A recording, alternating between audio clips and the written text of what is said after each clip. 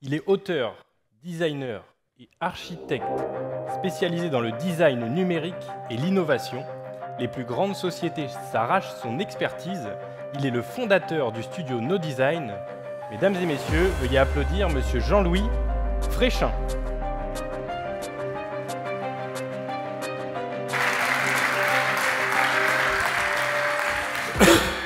Merci, ça fait beaucoup pour un seul homme, mais je suis très vieux, donc c'est essentiellement de l'accumulation.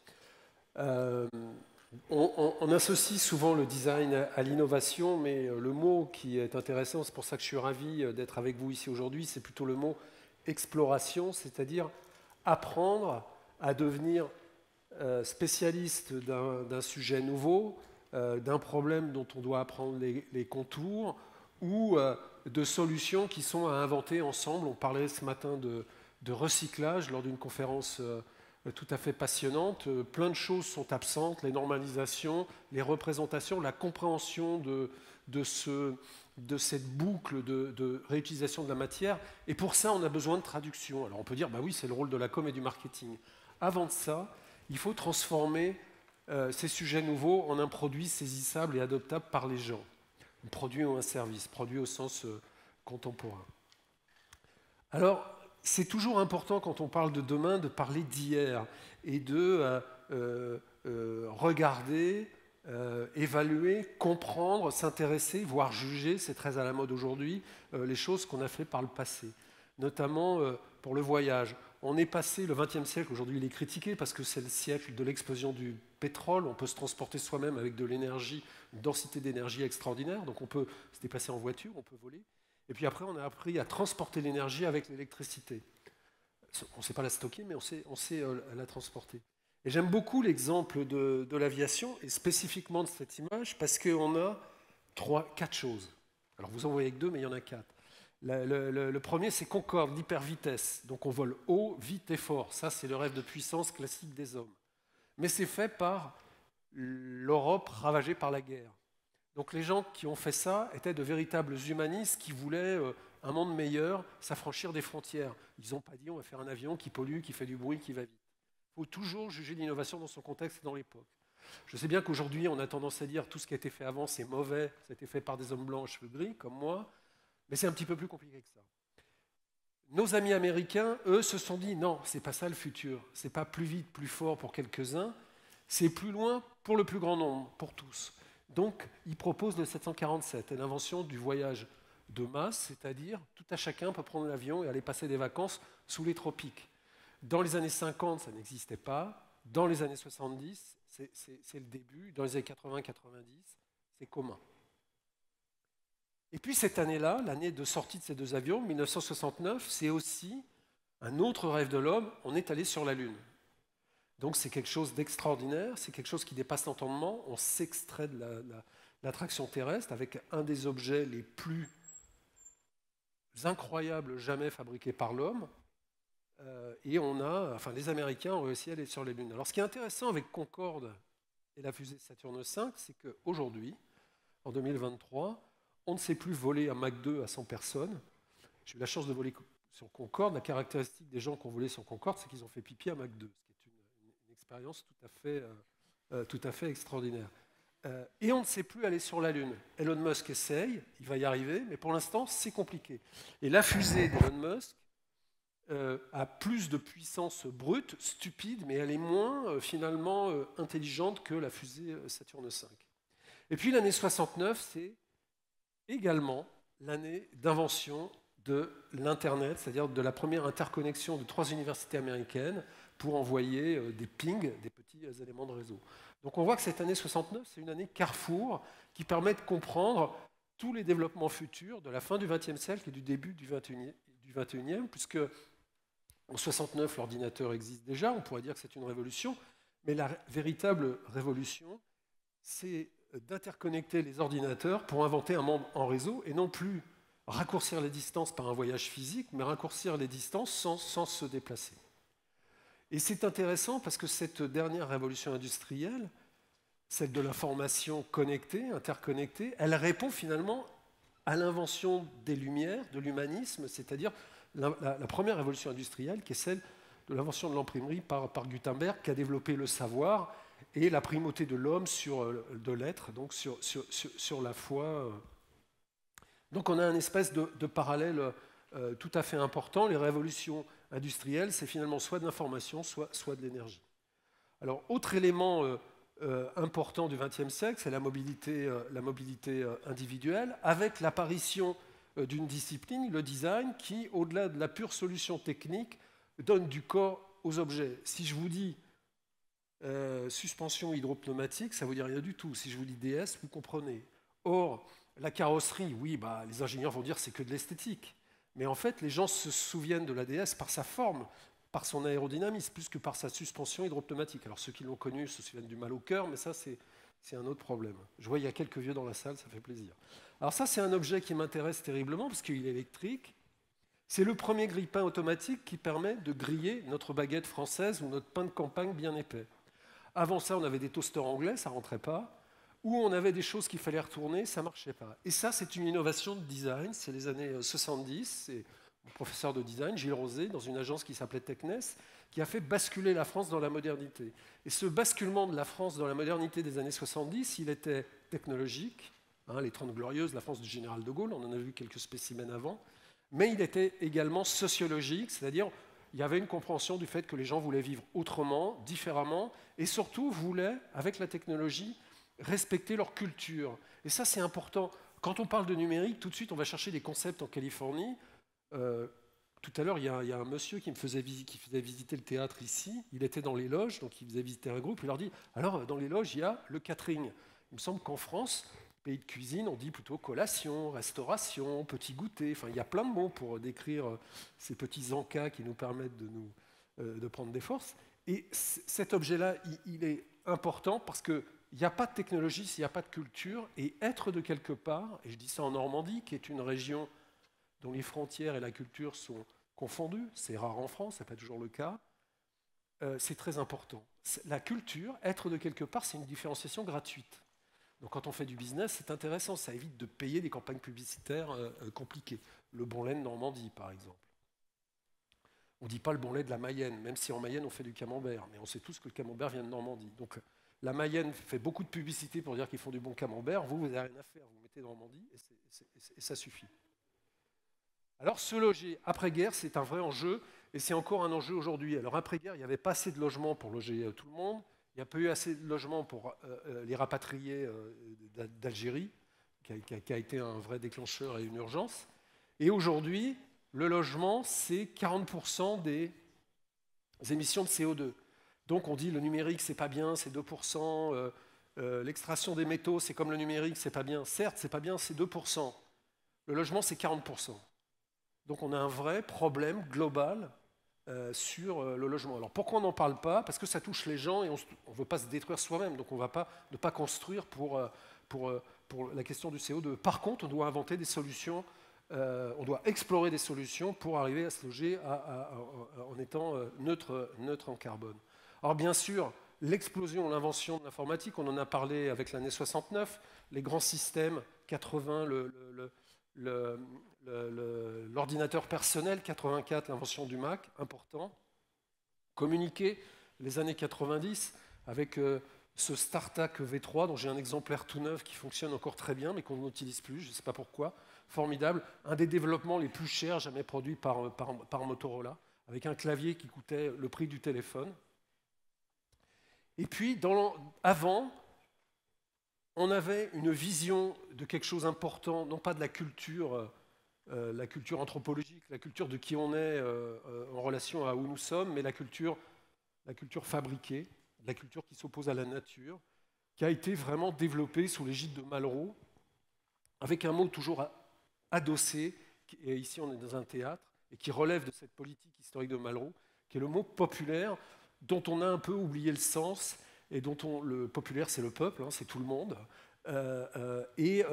On a, à cette époque, et ça n'existe plus aujourd'hui, inventé un modèle low cost de théâtre pour tous, de très haute qualité. Il y avait par exemple Gérard Philippe, Jean Vilar, etc. en metteur en scène, Gérard Philippe en acteur. Et le designer qui faisait ce design global du Théâtre national populaire à Paris, à Chaillot, c'était le designer des Gauloises. C'est-à-dire le truc le plus popu, le bon peuple français, les ouvriers, les paysans, les agriculteurs, etc. Un même designer pouvait travailler dans les deux mondes. Aujourd'hui, ce n'est pas possible. Quand vous lisez Télérama, on ne vous parle pas de la façon dont les ouvriers, pour celles qui restent, s'habillent. Les mondes sont complètement silotés. Donc, explorer le passé, ça peut parfois également montrer ce qu'on a oublié, ce qu'on ne sait plus faire, ou comment la société s'est fracassée, décomposée en silos, ce qui est, à mon avis, un des problèmes les plus compliqués à résoudre aujourd'hui. Alors, je ne vous apprendrai rien, le monde change, il fait beau aujourd'hui. En 2050, on dit qu'il va faire systématiquement 40 degrés à partir de juin et qu'il y aura des pointes à 50 degrés l'été. Et Rouen sera balayé par les vents du désert. Et donc on va complètement changer de typologie de vie, d'architecture. Il y aura des toits terrasses, on se parlera en haut des toits. Ces images, elles sont possibles grâce à des technologies d'image générative liées à l'intelligence artificielle. Ça permet d'aller plus vite et de provoquer des réflexions. C'est Rouen vu par une intelligence artificielle par 50 degrés. Alors la question qui se pose, la seule exploration viable, c'est comment vivre par ces très hautes températures qui vont arriver liées au changement climatique. Il faut se battre sur le changement climatique, mais il va falloir apprendre à vivre dans des logements anciens sous la canicule.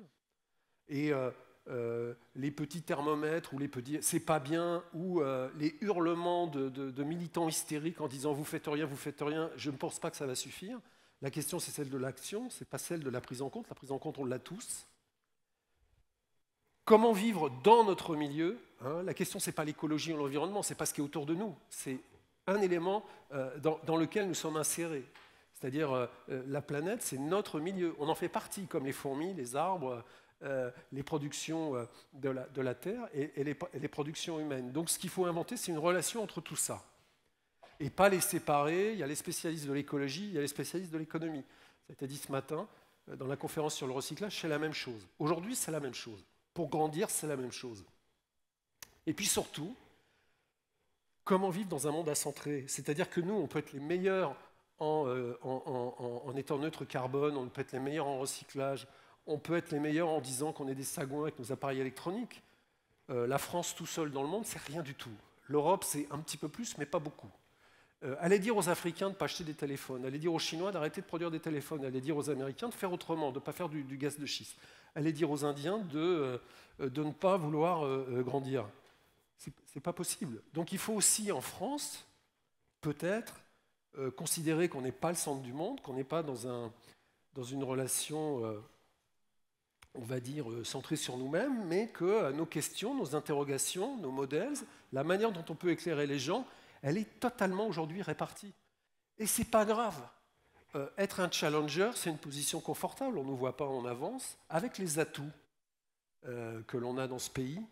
Je sais que plein de monde n'en est pas convaincu aujourd'hui, mais avec les atouts que l'on a, sur quelle que soit la compétition, on en tirera quelque chose de positif. On peut être un modèle dans l'écologie, on peut être un modèle dans la réindustrialisation intelligente et décarbonée, on peut être un modèle dans la création, la culture et le design. Ces lieux qu'on trouve partout en France en sont un cas. On peut marier culture et numérique. Enfin, il y a plein d'opportunités. Mais à condition de vouloir vivre ensemble. Et pour moi, l'exploration de demain, on dépasse un peu le design, mais le design, il est lié à ça, parce que le design, comme le disait Angelo, il est parmi les gens et pour les gens. La question, c'est comment vivre ensemble. Et donc, pour répondre à cette question, il faut explorer des modèles de développement, c'est-à-dire comment on peut avancer. Alors forcément, quand on parle de modèles de développement, tout de suite, il y a un peu de politique derrière, de la politique au sens le plus noble. La première question, c'est quel est notre projet? Quel est notre projet commun? Le design s'intéresse de plus en plus aux politiques publiques, le design s'intéresse de plus en plus aux services de l'État, c'est-à-dire à la question du bien commun, mais est-ce qu'on veut toujours vivre en République? Quand je regarde, moi j'habite Nation, le pouls du pays, j'ai l'impression qu'on n'a pas envie de vivre en commun à Nation. On se met sur la gueule tous les samedis, il y a une manif, tous les samedis. Donc il y a un problème. Alors je suis un peu modifié, perturbé par le fait d'habiter à Place de la Nation à Paris, mais cette question, elle est importante. Et dans ce cadre-là, il y a deux stratégies possibles, classiques. La première, Alors ça a été évoqué ce matin parce que c'est toujours présenté comme le grand Satan. Alors le technosolutionnisme, c'est un mot américain, mais moi je préfère parler le positivisme à la Auguste Comte, c'est de mon âge, et ça permet de citer mes profs, c'est-à-dire un modèle où on pense que le progrès est à la technologie, que la technologie est là au service des hommes, et que par la technologie, tout ira mieux. Alors c'est faux, mais en partie, c'est vrai. Ce qui est compliqué, on ne peut pas dire non, la techno, c'est pas bien, et on ne va pas sauver la planète avec la techno. Alors peut-être que Elon Musk qui dit on va aller sur Mars, non. Peut-être que les néodynes, les terres rares qu'on utilise pour faire des scanners, oui, c'est intéressant. Peut-être que les terres rares qu'on utilise pour faire des automobiles, c'est intéressant, à condition de savoir que dans une Zoé, dans un moteur asynchrone, il n'y a pas de terres rares. Et par contre, il y en a dans le pot d'échappement catalytique d'une Uno atmosphérique. Donc, c'est-à-dire une forme de rigueur. Donc oui, la science, la technologie, le positivisme à la Auguste Comte, c'est une partie de la solution, mais c'est surtout pas tout. La question du futur en rapport aux technologies, la question de la nouveauté, elle est importante. Si par exemple la nouveauté, c'est d'arriver à construire des logements décarbonés pour un maximum de gens à un coût extrêmement raisonnable, avec une main-d'œuvre qui ne souffre pas, bon, on a inventé quelque chose d'intéressant. La technologie, c'est un moyen, mais si on ne l'a pas, il n'y a pas d'usage et il n'y a pas de changement. Donc dire je ne veux pas la technologie, bah, c'est compliqué. La science, c'est évidemment. Là, et on est vraiment dans l'art de l'ingénieur. Là, je m'aperçois qu'il y a un bug qui doit dater de 5 heures ce matin. Je m'en excuse. Donc le premier, c'est le modèle tech. Et puis forcément, à ce modèle tech, il y a un modèle qu'on appelle alternative, qu'on appelle modèle des usages, qu'on appelle modèle des humains, on peut l'appeler de plein de façons, c'est celui de se dire, il ne faut pas partir d'une offre ou d'un solutionnisme ou de solutions liées à la technologie, il faut partir des usages et il faut, si les usages ne sont pas là, créer des nouveaux comportements. Il faut éduquer les foules. Alors ouais, mais éduquer les foules, alors c'est bien quand c'est de l'éducation nationale, quand c'est quelqu'un qui veut faire passer une idéologie, c'est compliqué. Donc oui, mais non. C'est-à-dire avoir un comportement pour recycler les poubelles à la maison, c'est bien, c'est une forme d'éducation. Essayer de dire il faut que les gens fassent ci ou fassent ça sans décision démocratique, c'est plus douteux. Mais c'est important, il faut y arriver. Ça se design. Pour le pire et pour le meilleur. Pour le pire, c'est la captologie, c'est la manière dont Instagram vous attrape pour mettre toujours des images et faire monter votre endorphine dans le corps quand il y a des likes. Pour le meilleur, c'est d'utiliser des techniques d'émancipation et où Roche en parlait, de pouvoir d'action, c'est-à-dire transformer les services qu'on donne aux gens en outils pour qu'eux-mêmes produisent des choses et non pas répliquent des situations qu'on va leur faire vivre. Donc c'est intéressant. Avoir des projets communs. Si on veut, avant de changer le monde, changer notre pays ou changer la région Normandie, il faut avoir des projets communs. Alors NWX en est un, c'est très bien, mais c'est super important. La France, c'est la terre d'un truc génial qui s'appelle les associations de loi de 1901. Ça a changé le pays. Donc il faut continuer, c'est notre culture. Notre culture, c'est de faire des choses ensemble dans une dimension de l'espace public. Aujourd'hui, on dit beaucoup de mal des politiques. Non, être politique, c'est un sacerdoce, c'est compliqué. C'est des gens, on devrait les applaudir. Et non, les politiques ne se sucrent pas tout le temps. Il y a quelques accidents, comme partout dans la vie. Mais il faut rétablir ces concepts de notre République qui délèguent à des personnes qu'on élit d'administrer, qui est un mot joli, un destin commun sur un territoire. La connaissance, très très important. La culture, la création, très important. Hein. Je vous pose la conception et la création. Moi, je suis designer. Mes grands amis, c'est les ingénieurs. Eux, ils font de la conception. Moi, je fais de la création. La création industrielle, dans le même champ, dans le même terrain de jeu, technologique et économique. Et puis, les deux mots qui me semblent les plus importants aujourd'hui, cohésion sociale et justice sociale. C'est-à-dire l'injustice, ça fait partie de notre ADN de républicain, c'est pas possible, on n'aime pas, les Français n'aiment pas, et c'est très bien. Il y a un mot qu'on n'emploie plus, c'est justice sociale, c'est justice pour tous. C'est plus l'équité que l'égalité d'ailleurs. Et la cohésion sociale, c'est nous sommes un peuple, toute personne qui veut devenir français peut le devenir. Il n'y a pas obligé de descendre de Guillaume le Conquérant qui lui-même a envahi l'Angleterre pour être français. Tout le monde peut devenir français, mais par contre, il y a une histoire commune et cette histoire, il faut la respecter. Il faut y adhérer plutôt. Et ce modèle alternatif, il est formidable. mais ils ne s'opposent pas du tout au second. Alors on va les voir en détail. Dans le modèle tech, il y a un certain nombre d'exemples pour illustrer ce que je dis. C'est le modèle de la technologie profonde. Alors nous intéresse parce qu'avec la technologie profonde de Parrot, Angelo en a parlé, nous on donne du pouvoir à des gens, on permet à des gens, tout seuls, comme lui ou d'autres. Il y a un pilote de Parrot, un ancien salarié de Parrot qui est aujourd'hui sur l'Himalaya, tout seul, en course, en mode léger, et qui se filme avec ce drone. C'est extraordinaire. Alors ça permet de montrer l'état de préservation, de dégradation de certains montants de l'Himalaya. La technologie profonde, avec à peu près ce qu'il y a de plus sophistiqué aujourd'hui en technologie d'intelligence artificielle pour ce qu'on appelle la computer vision en bon français, c'est-à-dire la vue par ordinateur, avec les technologies d'intelligence artificielle les plus développées, les NERF, qui vous modélisent le monde en fichiers vectoriels et puis qui font des images réalistes. C'est encore mieux que la photogrammétrie, c'est tout nouveau. Ça, c'est, par exemple, intéressant. Alors, si ça sert vraiment à quelque chose, alors dès qu'on parle à la santé, on est tous d'accord, on comprend que ça sert à quelque chose. Mais un drone comme ça permet d'éviter énormément de vols d'hélicoptères pour superviser des cultures, l'état d'irrigation ou l'état de sécheresse des champs pour les agriculteurs, l'état de saturation d'engrais pour certains champs, etc., etc. Il y a vraiment plein d'applications qui donnent le pouvoir du vol, le rêve des frères Voisins, inventeurs de l'aviation en France, pour tout le monde et pour l'agriculteur du coin ou de la région, ce qui est important. Donc les deep tech, c'est important. C'est ça les technologies dont je vous parlais, les NERF, qui permettent de modéliser des infrastructures qui existent pour voir en apprentissage unique, sans deep learning pour les spécialistes, c'est-à-dire beaucoup de travail de serveurs qui dépensent beaucoup d'énergie, donc ils apprennent instantanément, et ils voient des détails sur des choses qu'ils ne connaissaient pas avant.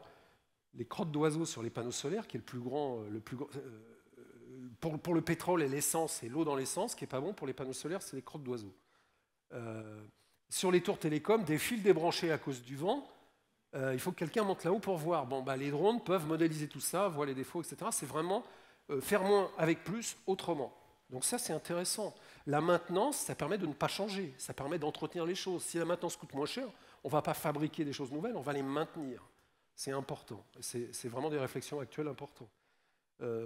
Ça, c'est aussi des éléments d'auto-apprentissage pour faire, et alors là, c'est des questions on est en plein réindustrialisation, c'est pour faire de l'industrie sur mesure, donc de l'industrie quasi artisanale. Ça, c'est typiquement l'esprit des grandes sociétés de luxe françaises, avec une surveillance qualité qui s'applique même si l'objet est toujours différent. Alors c'est vraiment la définition de l'artisanat. Si l'objet fabriqué est toujours différent, c'est de l'artisanat, mais on veut industrialiser les process. Et ça, c'est typiquement les industries qu'on peut inventer ici, dans notre pays, avec cette désindustrialisation, remplacée par une industrie plus technologique, contrôlée, qui bien évidemment doit être responsable et doit contrôler ses dimensions énergétiques, mais il y a vraiment des solutions. Alors derrière ces choses-là, il y a toujours des logiciels. Le logiciel, ce n'est pas une interface et puis un joli dessin pour que ça soit sympa. C'est considérer que les gens qui sont dans les usines ont des iPhones et que pour utiliser des machines d'aujourd'hui, ce qu'on pilote, c'est des écrans. Donc les écrans, ça doit être la préoccupation majeure. Quand Angelo parle de machine logicielle, c'est vraiment le cas.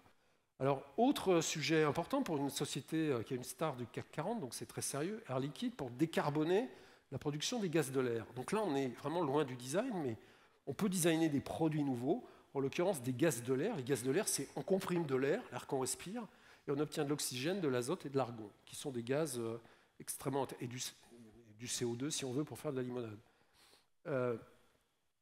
Comment on offre un service pour décarboner? Et surtout, il faut payer. Donc, comment on fait payer? Et donc, on s'est aperçu, et c'est la question que je posais ce matin lors de la conférence sur le recyclage, qu'il n'y avait aucune... Enfin, les industriels n'utilisaient pas les normes. On faisait de l'échange de papier pour dire « je vais planter des arbres, si tu m'achètes mon air, je vais planter des arbres pour décarboner ». Or, il existait des normes depuis 10 ans, structurées comme des API informatiques.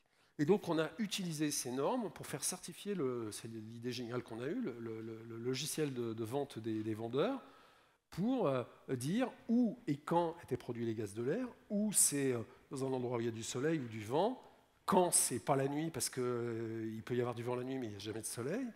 Et le coût du transport, comme ça a été dit ce matin, c'est mineur dans l'impact carbone de ces choses-là, et puis le surcoût possible. Alors au Portugal, c'est toujours négatif, parce que produire des gaz de l'air avec du soleil, c'est moins cher qu'avec la centrale charbon locale.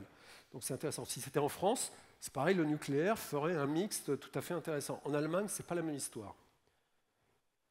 Donc ça, encore de la technologie de pointe, c'est la messagerie sécurisée de l'État. L'État français souverain ne peut pas utiliser Telegram ou WhatsApp, Telegram russe, WhatsApp américain, et donc a créé sa propre solution extrêmement sûre, assez complexe pour tous, sur tout type de support, ce qui est beaucoup plus compliqué, donc PC et téléphone avec des certificats, open source, ce qui est très important, ça fait partie des éléments d'écologie, de responsabilité des logiciels pour pouvoir les maintenir. Bon, là, on est vraiment dans la technologie de communication de pointe. Ces solutions-là sont en compétition avec des solutions classiques, anciennes, de grandes sociétés de technologie françaises, comme Thales, et ça montre qu'on peut faire les choses deep tech de manière un peu alternative. Et puis, et c'est un enjeu de l'époque, révéler l'invisible. On vous parle du carbone, qui a déjà vu du carbone dans sa vie? Personne. Bon, un bout de charbon, c'est un concentré. Quand vous buvez de la badoie, il y en a en bulle, donc on la sent, mais on ne la voit pas. Donc on avait fait un badge qui parlait du taux de carbone de l'endroit où vous étiez, de pollution, du type de pollution. C'était un badge avec un affichage pour que vous, en face de moi, vous voyez exactement ce qu'on respire tous les deux. Et plutôt que de mettre des choses incompréhensibles du type nitrogène dioxyde NO2 ou NOx, on avait mis on va mourir, on suffoque, ça pue, fuit, réanimation, pour créer de la discussion sur le sujet de la pollution. Alors ça, c'est des sujets provocants, mais qui sont vraiment fonctionnels, hein, parce que vous avez la pollution sur votre trajet en vélo, vous avez votre badge, etc., pour faire parler, et surtout pour montrer comment le design pouvait prendre des sujets invisibles, complexes, pour les incarner dans quelque chose. Une appli, un objet, ou un système entre les deux, en mode prototype qui fonctionne, pour être dans l'action et non pas dans la revendication. Et c'est important, on est ce qu'on respire, donc je sens à mes poumons qu'on respire mieux à Rouen qu'à Paris. En tout cas, ce matin, c'est épouvantable à Paris. C'est des sujets vraiment, vraiment importants. Alors le modèle alternatif, c'est quoi? C'est essentiellement comment faire mieux avec moins, un peu autrement. C'est plutôt du mou, quand la première partie, c'était plutôt du dur. Alors des exemples, j'aime beaucoup celui-là, il avait été exposé au MoMA à New York. C'est en fait l'essence des réseaux. C'est-à-dire que souvent, on s'échange des mots sur WhatsApp, sur Snapchat, sur TikTok, sur machin, et en fait, on se dit, ça va, WhatsApp. Bon. Et cet objet-là, c'est des pings, on s'envoie des pings. C'est-à-dire qu'on était parti d'un constat, quand vous rentrez dans votre cité, puis que vous voyez les rideaux allumés, puis que vous voyez le voisin du troisième en silhouette, vous savez qu'il est là. Et si vous avez une réunion de cartes, ce n'est pas la peine de lui demander, t'es là, est-ce que je peux descendre jouer aux cartes? C'est ce qu'on appelle la communication indirecte. Et en fait, on a voulu travailler sur cette écologie de communication avec les plus petits canaux possibles. Alors on en a fait un peu un objet manifeste, en partant de ce que sont les réseaux. Un réseau, pour que ça marche, il va envoyer un ping. Nous, on s'est dit, on va faire un pong. Et donc on invente un jeu à distance, très simple, qui permet de créer un canal de communication extrêmement faible. La caméra permet aussi de piloter les avatars pour avoir quelques petites expressions. Et on a fait des essais entre Paris et New York, et puis c'est comme ça qu'on est arrivé au MoMA, dans l'expo Talk to Me. Là, c'est faire autant avec moins. Autre exemple, l'éducation en France, ça ne va pas toujours bien. Donc il y a une association qui s'appelle les Petits Débrouillards, donc là on travaille sur l'éducation et la connaissance, qui a eu l'idée de faire ce qu'ils ont appelé le Science Tour, pour revaloriser un peu le goût des sciences et l'imaginaire des sciences pour des tout petits. Pour leur dire, les sciences, c'est pour tout le monde, pour les petites filles, pour les petits garçons, pour ceux qui ne parlent pas bien français, pour ceux qui ont redoublé, etc. etc. Et donc les Sciences Tours, c'est quoi? C'est des projets, des recettes de projets inventés par des gamins qui les réalisent et qui sont ensuite mis sur un site, une sorte de wiki, pour que d'autres gamins puissent le reproduire, d'autres gamins modifient, contribuent, etc. Et pour ça, on a mis au point des camions qui sont des véritables petits laboratoires scientifiques, une sorte de Fab Lab des sciences, qui allaient dans des endroits où les écoles n'étaient pas forcément équipées, n'avaient pas la place, il y avait aussi des tentes pour accueillir plus de gamins. Ça, c'est avec peu de moyens, on arrive à animer sur des territoires assez grands des actions d'éducation autour de sujets critiques, créer des vocations, redonner confiance aux gamins, ce qui est le plus important, parce que si on est bon en projet avec les petits débrouillards, ça veut dire qu'on n'est peut-être pas nul pour l'école et lycée de Versailles. C'est un projet où on a beaucoup travaillé avec les petits débrouillards qui est très important. Et ça, c'est du design de la connaissance, quelque part. Alors effectivement, ce n'est pas de la science de l'éducation, mais c'est autre chose. Alors ça, c'est un projet que j'adore, je suis très content de vous le montrer aujourd'hui. C'est une imprimante à lait. Il y a du lait qui n'est pas consommable parce qu'il est bardé de saloperies. Alors vous remarquerez qu'il n'y a pas de lait de Normandie dans mes 3 bouteilles. On s'est levé, à 3 h du matin, on a enlevé la bouteille Normandie. Non, coup de bol, il n'y en avait pas. Et en fait, on utilise donc les stocks de lait qui sont impropres à la consommation, soit qui sont plus très frais, soit des accidents, soit parce qu'on a découvert l'industrie du lait, c'est quand même très compliqué. Et on l'a utilisé comme encre. Voilà, les castors juniors, l'encre sympathique des expions, et on a fait une imprimante classique, jet d'encre, sauf que c'est une imprimante à lait, et qui, quand on imprime et on passe devant une résistance, et ben, fait apparaître, avec une qualité tout à fait spécifique, cuite, hein, on peut dire, ça sent bon d'ailleurs, un petit côté pâtisserie, des impressions. Alors nous, on avait défendu les vaches et le lait, et le bon lait français, et notamment, c'était à l'époque des quotas laitiers, où les Français étaient un petit peu challengés. Et là, c'est des projets qui montrent qu'avec une technologie, je ne veux surtout pas dire low-tech, parce que ça ne veut rien dire, low-tech, là-dedans, il y a des puces. Alors oui, c'est des puces anciennes, mais c'est quand même des objets compliqués qui consomment de l'énergie. J'ai envie de dire avec des technologies justes. À mes amis anglais, je leur parle de fair tech, plutôt que de low-tech. Des projets qui sont un peu des projets manifestes, qui montrent des alternatives et qui montrent que des gens qui ne sont pas des ingénieurs peuvent proposer des solutions, des produits, et que l'idée, c'est de faire des objets de discussion. Et puis on s'est aperçu en faisant ces objets-là, parce qu'on les a fait avec une carte électronique qu'on a développée pour des non-ingénieurs, pour des artistes et des designers, que les ingénieurs, des fois, ils avaient envie d'aller vite, ils avaient envie de prototyper directement sans faire des specs, et que finalement, c'était des objets qui permettaient de se rencontrer. Un peu comme le Lego, tout le monde joue au Lego, hein, ça donne des vocations aux architectes, mais ça donne des vocations aux ingénieurs civils, et c'est des objets qui permettent de travailler ensemble. Alors, autre projet, autrement qui est un projet sans aucune technologie, c'est de mettre un microcapteur de rien du tout sur un fauteuil roulant qui permet de documenter la hauteur des trottoirs à Paris pour les Jeux Olympiques et faire que la ville soit le plus accessible possible, bien sûr, aux personnes qui ont une difficulté de mobilité, les handicapés en fauteuil, mais comme nous, on est très inclusif et on pense d'abord à nous tous, et ben, aux papas et aux mamans avec des poussettes, parce que c'est le même problème, aux gens avec des vélos, aux gens avec des trottinettes qui les poussent. Enfin, c'est utile à tout le monde pour optimiser les chemins. Autre projet alternatif, on a décidé de faire un projet manifeste de vélo fait en France. On a créé les conditions de faire des tubes en acier. L'acier, c'est du fin avec du carbone, c'est intéressant. En France, entre Florange et Longeville en Seine-et-Marne, pour faire un vélo électrique sur mesure, extrêmement haut de gamme. Haut de gamme parce que ça va coûter cher forcément, parce qu'il est tout européen, il n'y a quasiment pas de pièces faites en Chine dessus, pour montrer qu'on peut, par des propositions, faire des objets qui changent le paradigme. Pourquoi on a fait ça? Parce que les vélos en carbone, la résine avec les fibres de carbone, sont des vrais problèmes à recycler, et sont vraiment des objets qui n'ont pas de fin de vie ou de recyclage simple. Donc l'acier, lui, on le remet dans le four, ça redevient de l'acier, c'est intéressant. Donc ça, c'est vraiment des projets manifestes avec des pièces spéciales, une intégration de l'électronique extrêmement poussée, parce qu'il y a une batterie, il y a un moteur, hein, etc. Et montrer que c'est possible en France. Alors ce projet va devenir un objet réel. Alors pareil, l'automobile, il ne faut plus rouler en voiture, c'est compliqué, les villes, on ne peut plus rouler en voiture dans les villes. Mais la France, ce n'est pas que des villes, c'est essentiellement une ruralité. On ne parle jamais des mobilités alternatives pour la ruralité. Donc avec l'ADEME, on a travaillé sur un projet qu'on nomme véhicule intermédiaire, qui est une véritable tendance de solution d'électromobilité pour des gens qui sont dans les campagnes et qui travaillent dans les campagnes, des produits qu'on a appelés village to village, 160 km, énormément de couples, c'est le cas des charges de lait de chevaux, hein, pour transporter des bouteilles de lait, des bottes de paille ou de l'eau pour aller mettre de l'eau dans les abreuvoirs. C'est des cas qu'on a vus, avec un véhicule très simple qui utilise uniquement de l'acier, encore une fois fait à Florange, c'est le même fabricant que l'acier du vélo, des chutes de toile de bateaux de course, il y en a plein pour les portes et la toiture. La norme oblige d'avoir un pare-brise et des essuie-glaces.